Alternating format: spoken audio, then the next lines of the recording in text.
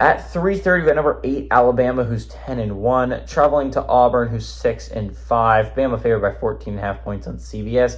Jalen Milroe has gone 142 at 214, thrown for 2,267 yards, 19 touchdowns, 6 interceptions. Chase McKellen's had 151 carries for 737 yards and 6 touchdowns. And Jermaine Burton's had 28 catches for 642 yards and 6 touchdowns. Peyton Thorne for the Tigers has gone 144 at 222, thrown for 1,550 yards, 14 touchdowns, 7 interceptions. Jarquez Hunter on the ground has had 132 carries for 772 yards and 7 touchdowns. And Rivaldo Fairweather has had 33 catches for 349 yards and 6 touchdowns. Alabama's 49-37 against Auburn all time. Last 3 games have gone to Bama from 2020 to 2022. But Auburn has won 2 of the last 3 when they've played at home. When they're playing at home, they're typically played better football. In Auburn, Alabama has been surprisingly close over the past couple of years, right? The one that they lost at home, you can remember, about 2 years ago, they almost pulled off a shocker against Bama, and Bryce Young had to literally play God and lead his team on like a 99-yard touchdown drive at the very end of the game to send the game to overtime, which they won in double OT, if I remember correctly. Maybe it was triple. Again, this is rivalry week. Rivalries are typically more competitive than you'd think they'd be. Auburn typically plays their best football. Auburn's coming off a rough loss, by the way. They got absolutely kicked by New Mexico State. And if you're an Auburn fan, that's embarrassing. But you're just hoping that was because it was a look ahead to Bama. Hopefully.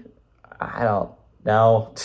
A similar thing happened to Georgia Tech, by the way, this year. Is that they got their butts kicked by Bowling Green State, and then they beat undefeated Miami the next week, right? It's not crazy to think sometimes you sleep on a team like Bowling Green State, like New Mexico State, although you shouldn't have been sleeping on New Mexico State. Hugh Freeze should know that, considering New Mexico State kicked his butt last year when he was the head coach at Liberty. Alabama's playing really good football, and Alabama needs to win this game, and then the SEC championship's going to be hard, but you need to win that, and then you need one thing to fall your way. One thing, and that is Texas needs to lose. Again, Louisville and Alabama fans agree on this one fact, is Texas needs to lose football games. That's the easiest path to the playoffs. Obviously, other conferences could be eliminated this week, and that would be nice if you're a Bama fan. Maybe Iowa beats Michigan or Ohio State, whoever wins that matchup. That would be nice because that would get you in. But just overall, the easiest path to the playoffs goes through Texas. You need Texas to lose a game. So Bama fans are going to be watching this game, obviously, very interested. But Friday, whenever Texas is playing, whether the Big 12 championship or this Friday when they play Texas Tech, they are going to be watching that game intensely because they need Texas to lose one of their last 2 games if they're going to make the playoffs.